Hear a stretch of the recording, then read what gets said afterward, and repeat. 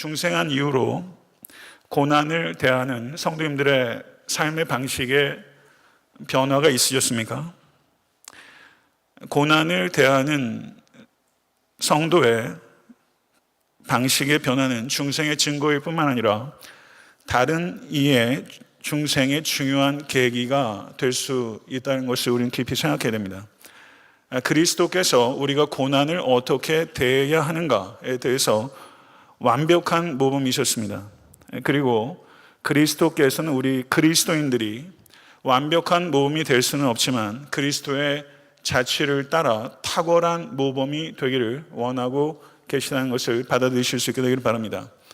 오늘 본문을 보게 되면 또 너희가 열심으로 선을 행하면 누가 너희를 해하리요? 라는 질문으로 시작합니다. 열심을 내고 계십니까? 열심을 내고 계시다면 도대체 무엇에 열심을 내고 계십니까?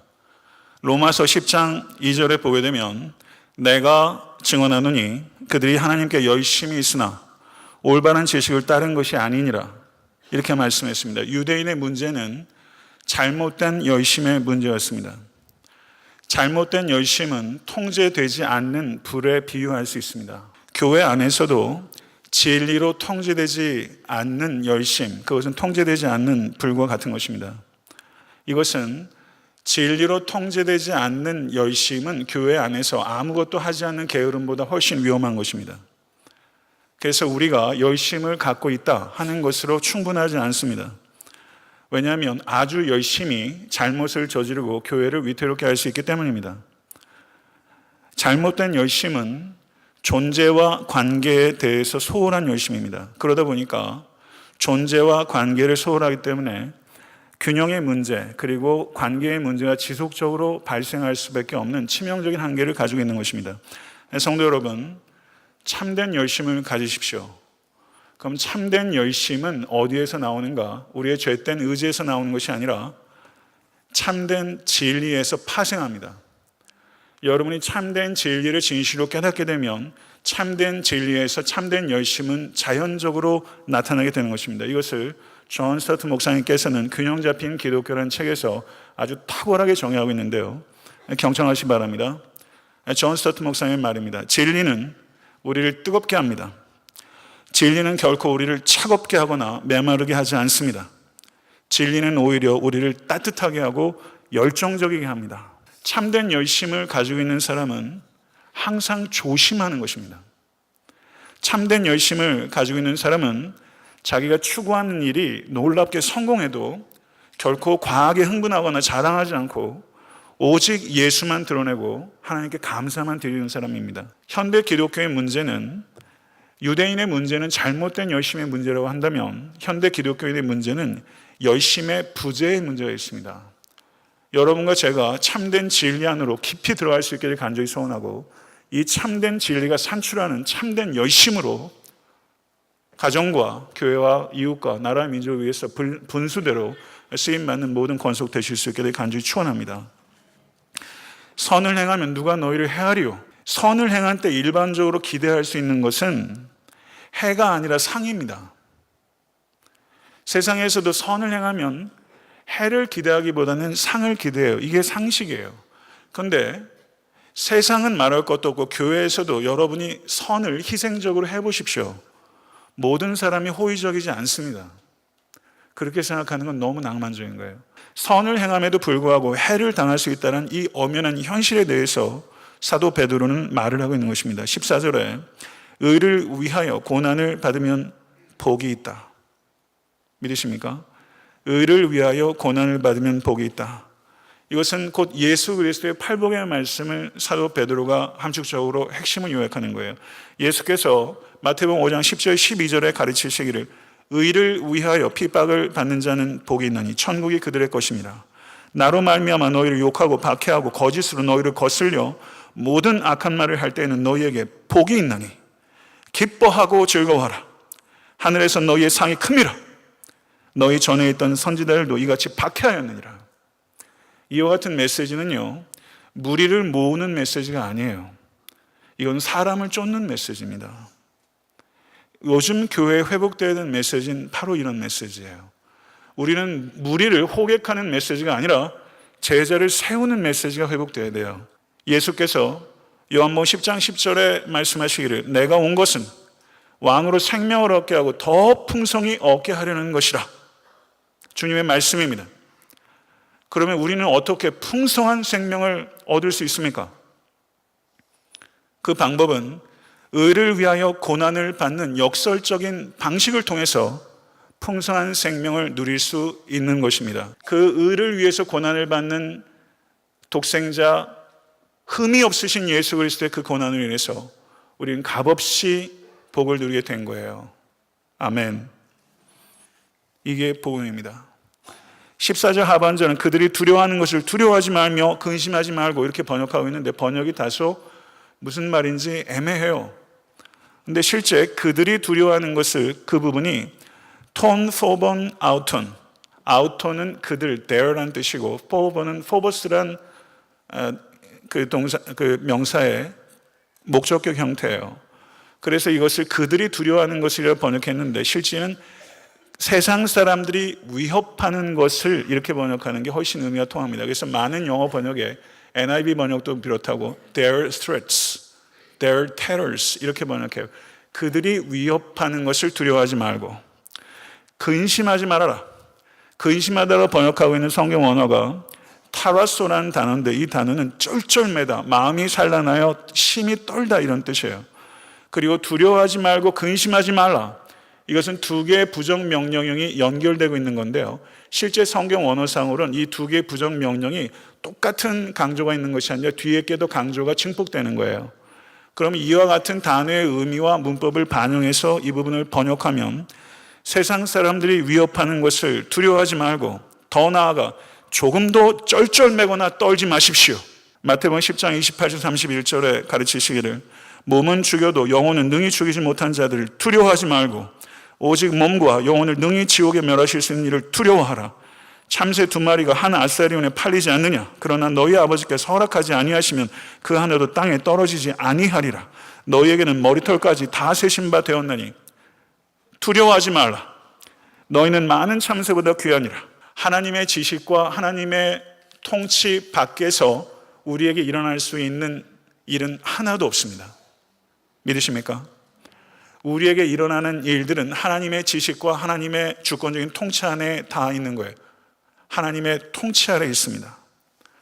요한복음 18장을 보게 되면요, 예수께서 잡혀가신 장면입니다. 비상적으로 보게 되면 굉장히 음울한 장면이에요. 그리고 실제 패션 오브 크라이스트 같은 영화를 보게 되면 그 장면이 굉장히 무섭게 표현되어 있어요. 그런데 실제 성경을 보게 되면요, 저는 그것은 빅토리라고 생각합니다. 왜냐하면 예수께서 잡혀가는 장면에서 예수님은 용기가 있는데 예수님을 잡으러 온 군병들은 오히려 두려워하고 있어요. 유다와 로마 군대와 제사장들과 바리새인들의 하속들이 등과 회와 병기를 가지고 왔다 이렇게 말하고 있습니다. 그때 군대라고 번역되고 있는 성경 원어가 스페이라라는 헬라어인데요. 이 단어는 최소한 200명에서 최대 600명 정도를 의미하는 적지 않은 군병이에요. 그들이 중무장을 하고 온 거예요. 그런데 예수께서는 그 당할 일을 아시고 나아가 말씀하시기를 18장 4절에 너희가 누구를 찾느냐? 나사렛 예수를 찾는다. 18장 5절에 내가 그니라. 어두운 밤중에 나사렛 예수를 찾으려고 하니 군병들이 쉽지 않았을 거예요. 근데 예수께서 너희가 누구를 찾느냐? 내가 그니라 라고 말하면서 오히려 군병들의 체포를 도와주고 계신 것 같아요. 스스로 자기를 드러내셨어요. 여러분 희한하지 않습니까?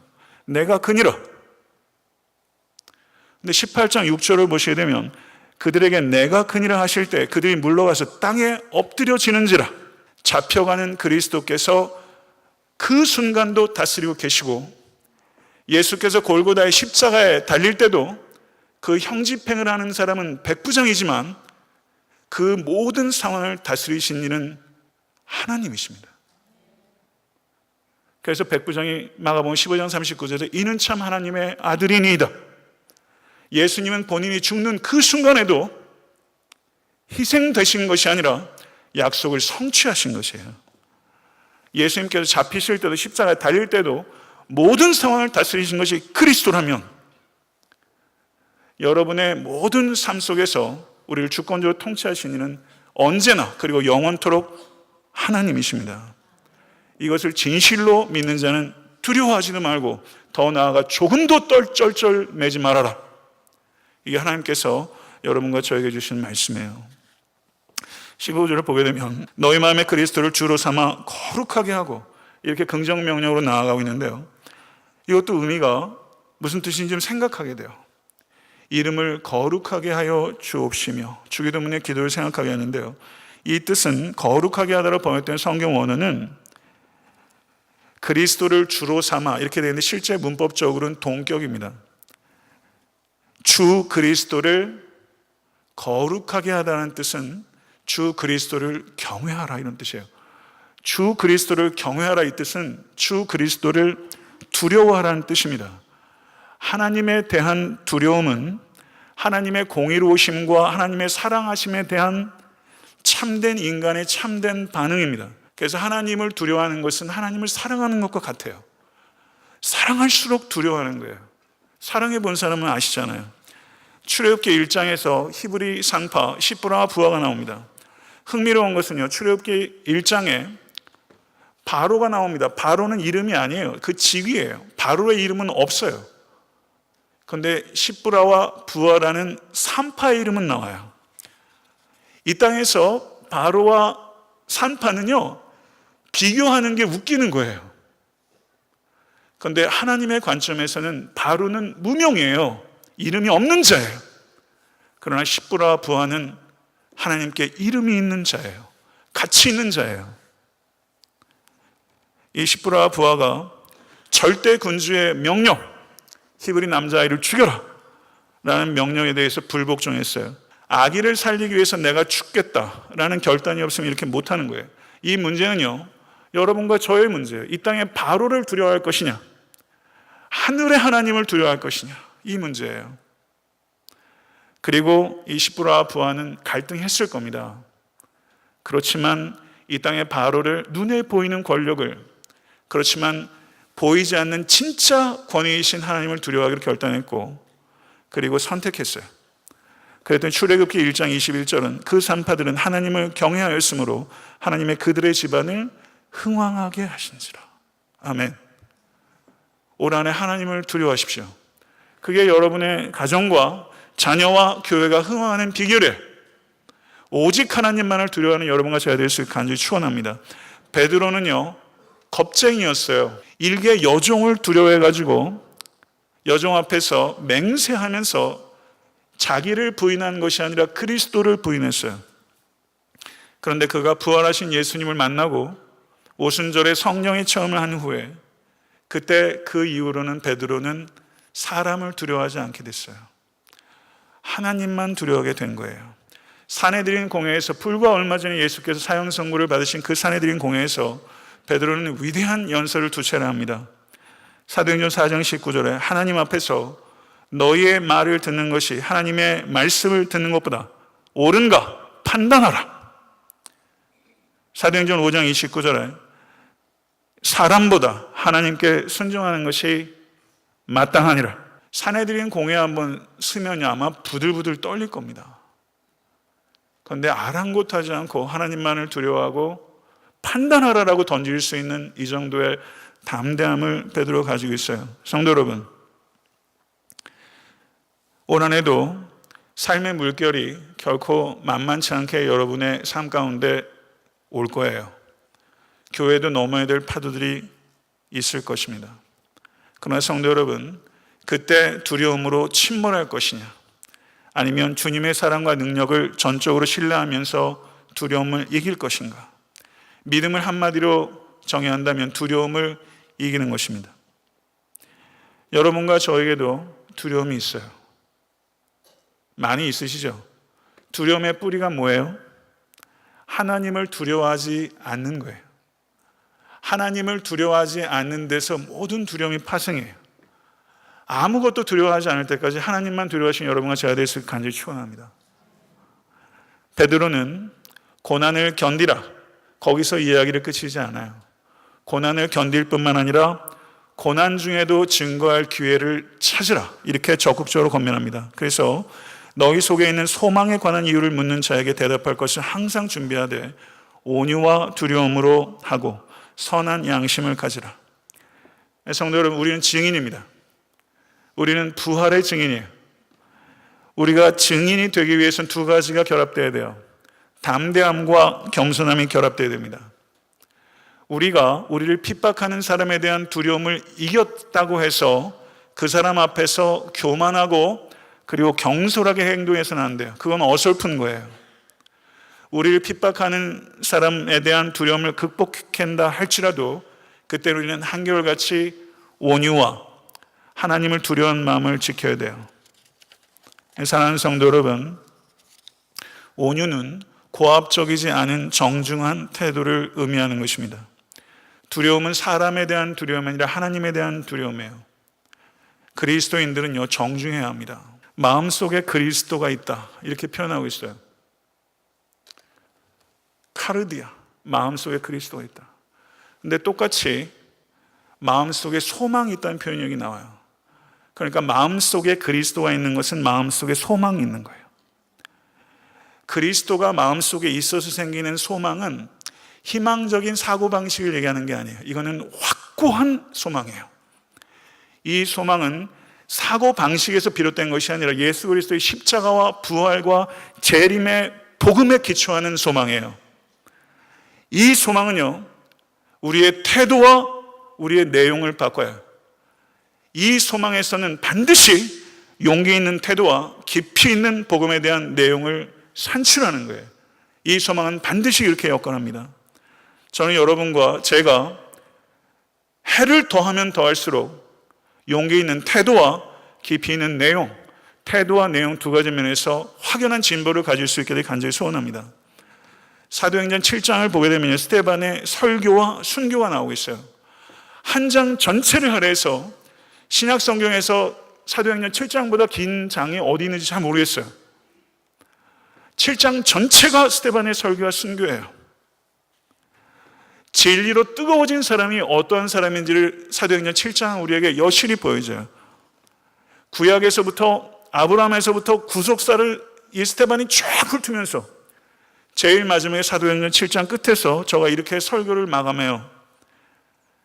하늘이 열리고 인자가 하나님 우편에 서신 것을 보노라. 주 예수여, 내 영혼을 받으시옵소서.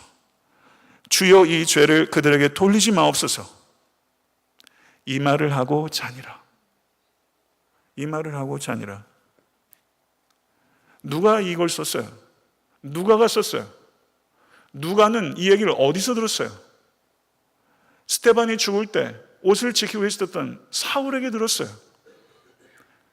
스데반의 얼굴이 천사와 같았다는 말을 누가 어디서 들었어요? 사울에게 들었어요. 그 이상한 얼굴, 이상한 평안, 천사 같은 얼굴을 사도 바울이 보고 그 마음에 막대기처럼 스데반의 그 설교와 순교가 사도 바울의 영혼을 뒤흔든 거예요.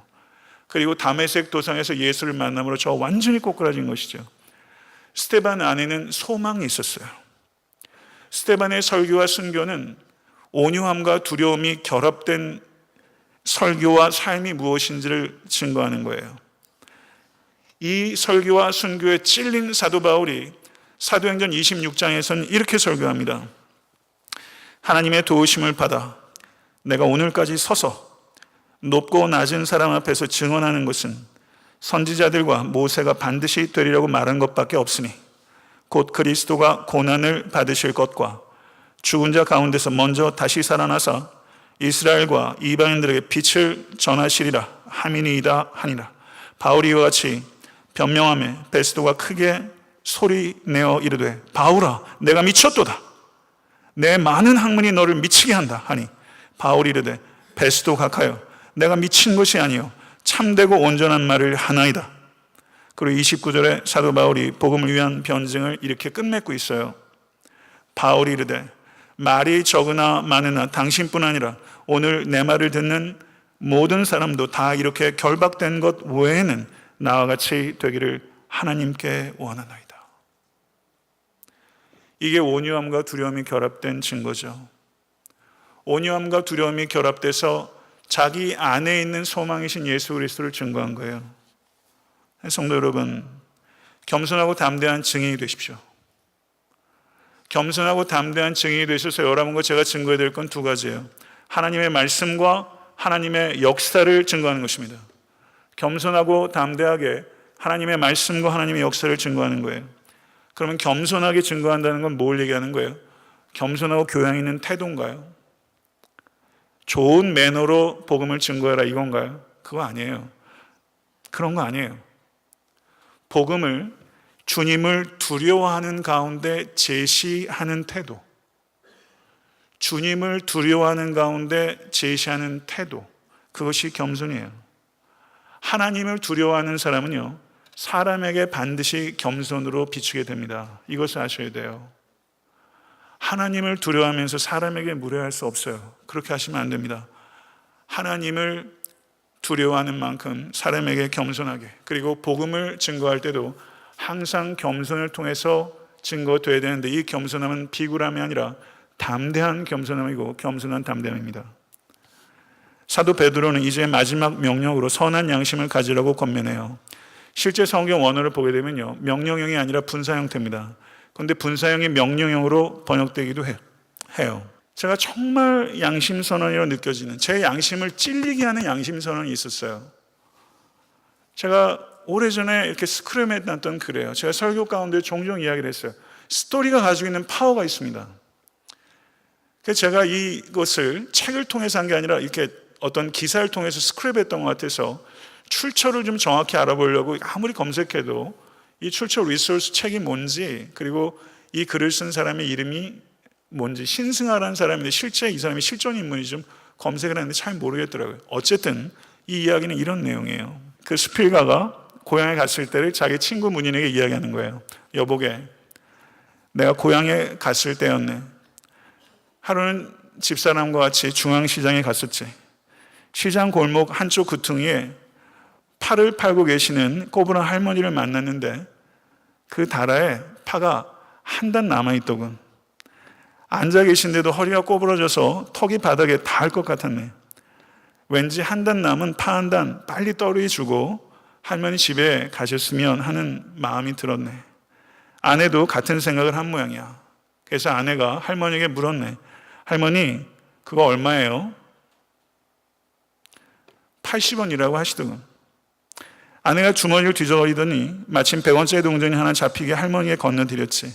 벌써 할머니는 팔을 비닐봉지에 넣어서 집사람 손에 쥐어주고 계셨는데 우리는 무심코 뒤돌아섰다네. 그런데 할머니가 뒤에서 다급하게 우리를 부르는 거야. 왜 부르시던가? 거스름돈 20원을 받아가라는 거야. 그래서 마침 할머니가 10원짜리 하나밖에 없으니 조금만 기다리라고 하시더군. 그래서 할머니 괜찮아요. 그냥 할머니 가지세요. 그렇게 말했지. 그랬더니 할머니가 안 된다는 거야.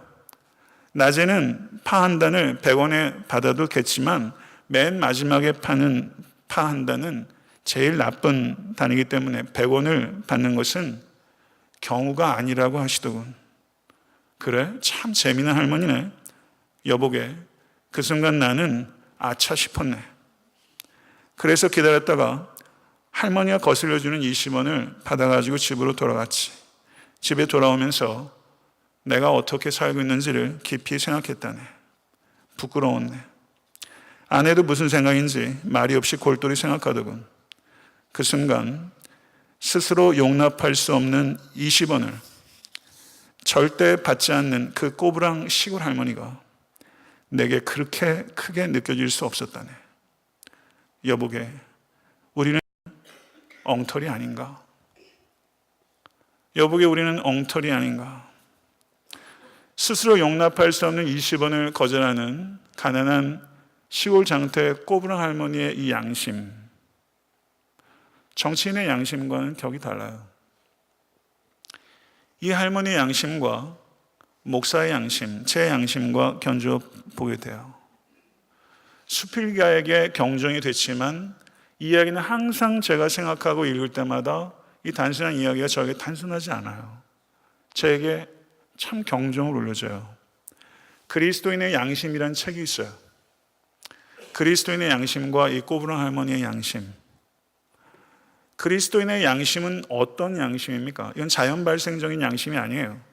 그리스도인의 양심은 진리의 빛의 조명을 통해서 형성되고 진리의 영이신 성령님을 통해서 개발되고 성장하는 양심이에요. 출처가 달라요. 사랑하는 성도 여러분, 우리가 살고 있는 시대는 종교 다원주의 시대입니다. 교회가 공격당합니다.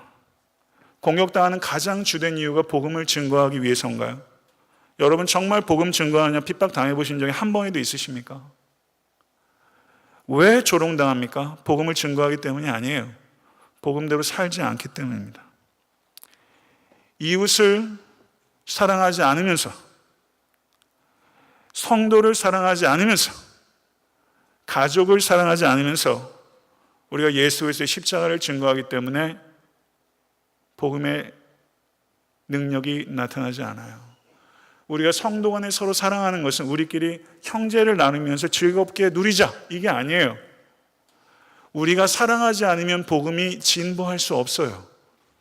복음이 진보하지 않는 가장 중요한 이유는 교회 안에서 사랑을 찾기가 어렵기 때문이에요. 16절은 이 모든 권면의 목표를 말하고 있어요. 너희의 선행을 욕하는 자들로 그 비방하는 일에 부끄러움을 당하게 하려 함이니라.